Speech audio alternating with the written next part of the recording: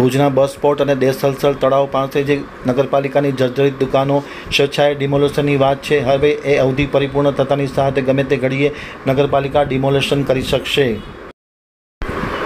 ભુજવાસીઓને અતિ આધુનિક અને સુવિધાસભર સવલત મળે તે માટે ભુજ પોર્ટ બસ સ્ટેશન બનાવવામાં આવ્યું છે। અતિ આધુનિક અને સુવિધાસભર આ બસ સ્ટેશન છે, પરંતુ તેની આગળ જે નગરપાલિકાની વર્ષો જૂની પુરાણી જર્જરિત થયેલી દુકાનો અગાઉ ખસેડવાની વાત હતી, પરંતુ કોઈપણ કારણોસર આ દુકાન ખસેડી શકાઈ નથી અને બસ સ્ટેશનનું ઉદ્ઘાટન કરવાની ફરજ પડી હતી।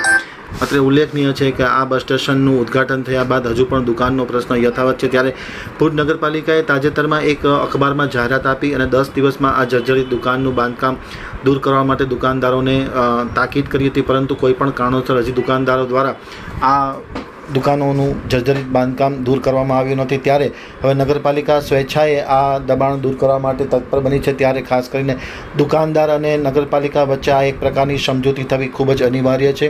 પરિણામે જે જર્જરિત થયેલી દુકાનો છે એ દુકાનો દૂર થાય અને બસ સ્ટેશનનું જે આગળનું લુક છે અને બસ સ્ટેશનમાં જે ટ્રાફિકનો પ્રશ્ન છે તે હલ થાય તેવી શક્યતાઓ છે।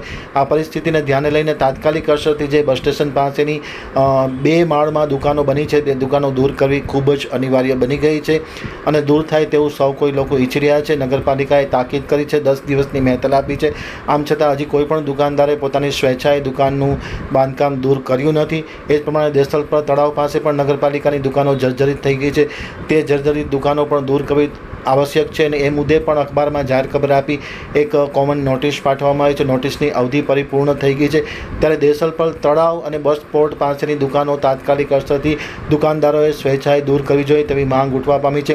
અન્યથા નગરપાલિકા ગમે ત્યારે આ દુકાનો દૂર કરશે તે પ્રકારનું વાતાવરણ પ્રસ્થાપિત થયું છે। કારોબારીની બેઠકમાં પણ મહિદીપસિંહ, પરાક્રમસિંહ જાડેજા સહિતના સભ્યોએ આ દુકાનો દૂર કરવા માટેનું સમર્થન આપ્યું છે। હવે સમગ્ર મુદ્દો સામાન્ય સભામાં આવનાર છે, ત્યારે તાત્કાલિક અસરથી દુકાન દૂર થાય તેવું જણાય છે। નગરપાલિકાની માલિકીની જર્જરિત દુકાનો જે હતી તે સંદર્ભે નગરપાલિકા દ્વારા નોટિસ આપવામાં આવેલી હતી અને આ પ્રકરણ બાબતે જે તે અરજદારોના દુકાનદારો છે તેમના દ્વારા એક રજૂઆત પણ મળેલી છે અને આગામી સામાન્ય સભામાં આ બાબતે નિર્ણય કરવામાં આવનાર છે। નગરપાલિકા વિસ્તારમાં અલગ અલગ જગ્યાએ જુદા જુદા સમયે નગરપાલિકાએ દુકાનો બનાવી અને જે તે ઇસમને ભાડે આપેલી છે અને આ તમામ જે જર્જરિત હાલતમાં જે દુકાનો હતી તે તમામને નોટિસ આપવામાં આવેલી છે।